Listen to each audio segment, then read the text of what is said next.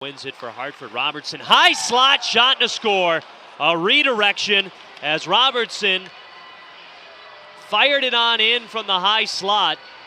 There was somebody on the doorstep for the Wolfpack, and they got the last touch as it snuck above Dylan Wells' glove side. Top right corner, it's 1-0 Hartford. We'll get another look at it on the video board.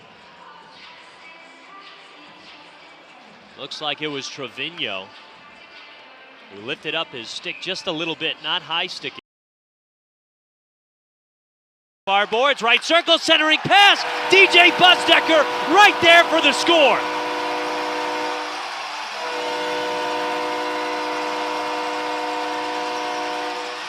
The IceHogs playing their angles perfectly. Tic-tac-toe across the ice.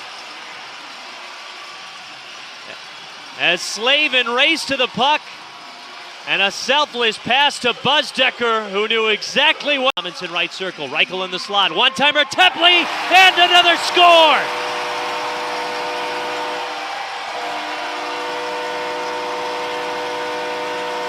Less than a minute into the power play, Rockford takes advantage of the man advantage. Their first lead of the night, it's 2-1. Reichel was bringing all the attention over to himself in the slot. Left a wide open Michael Tepley, who wasted no time. Walensky with a drive, loose puck in front, and it's scored by Hartford. It's Elson to the left of Dylan Wells with a wide open net. A 2-2 tie with 11:07 left in the second period. Walensky loaded up from the right point. Wells had the initial save on it. The rebound was just in. Trying to shake off a defender. Comes in left circle. Roos rips a shot and scores!